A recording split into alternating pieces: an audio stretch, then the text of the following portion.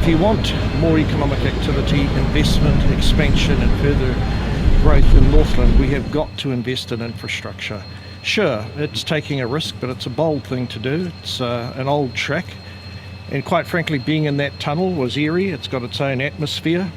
It's evident that there's a lot of work to be done, but I'm very impressed by the 90 odd million, how much actual infrastructure activity it's going to fund.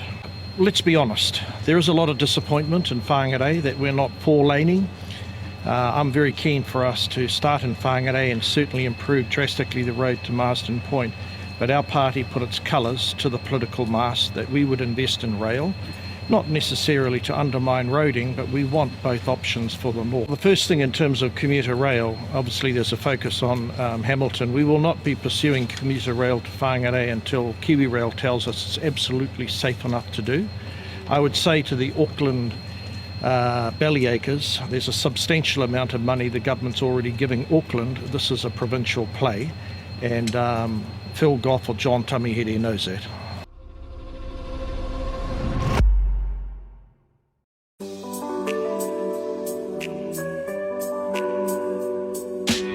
The Northland Rail upgrade is an upgrade between Swanson and Whangarei on that North Auckland line. So we've come to these sites, we've demolished the existing bridges, and then we've essentially built a bridge to build a bridge. We have built extensive staging on each site, and then we've been able to drive cranes and other machinery across those bridges in order to erect the final bridge. The main aim of the project was, one, to upgrade a line which hadn't really had much money in it, also to get more freight to and from Northland. So the old bridges were of a status that required trains to slow right down while traversing these bridge structures. That had added exceptional amounts of time to the commute between Auckland and Northland. These new bridge structures allow the trains to proceed at full commute speed.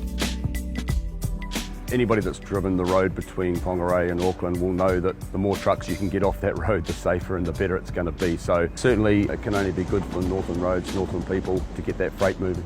So the government's Provincial Growth Fund has funded the entire project here. A main focus is that we contribute to the local economy, which has been a big driver of who we have engaged to do the work and why.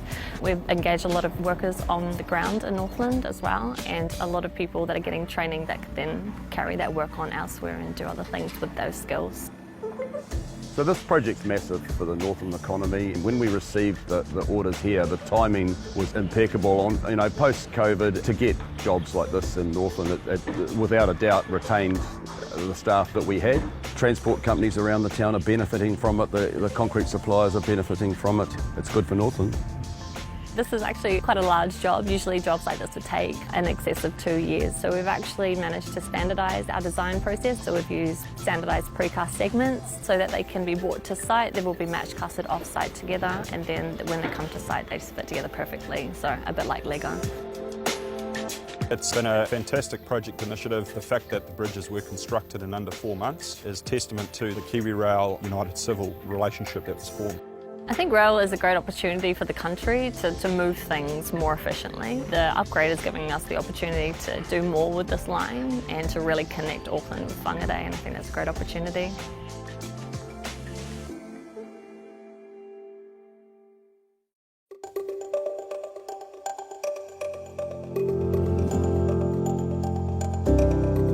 Rail is delighted that our Northland line from West Auckland to Whangarei has reopened on schedule and on budget.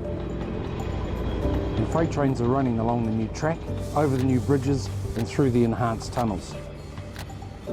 7 months of work with 600 workers at a peak, doing over 400,000 man hours to get the job done. We're delighted about that.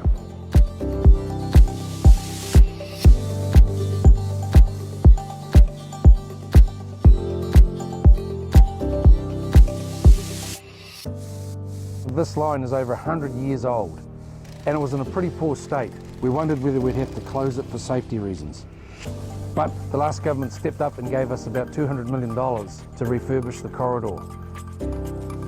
In a remarkably short time, we've made big improvements. A lot of the skills that came from the lessons learnt in Kaikoura were taken north to the tunnels. In this case, we lowered the tunnels and we relined the tunnels so larger containers can travel through them, and that gave us a faster, better outcome and at a better cost. The bridges that were constructed on the Northland line are a piece of engineering mastery.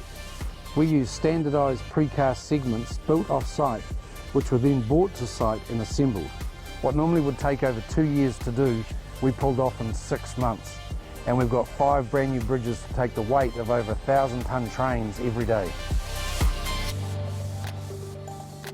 We replaced 30,000 sleepers, and although the line's open, we're not finished yet.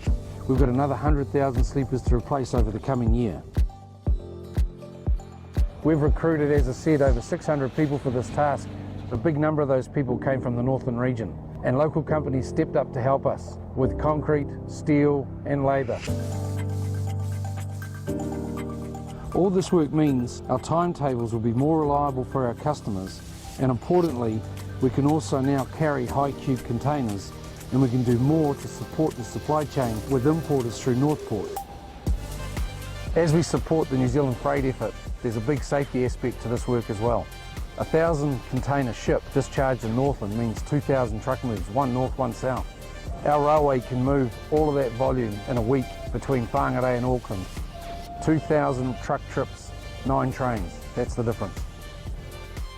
As the transit time shortens up and the track reliability gives us service integrity, we're looking to bring more customers on board. A great outcome for Northland and a great outcome for KiwiRail.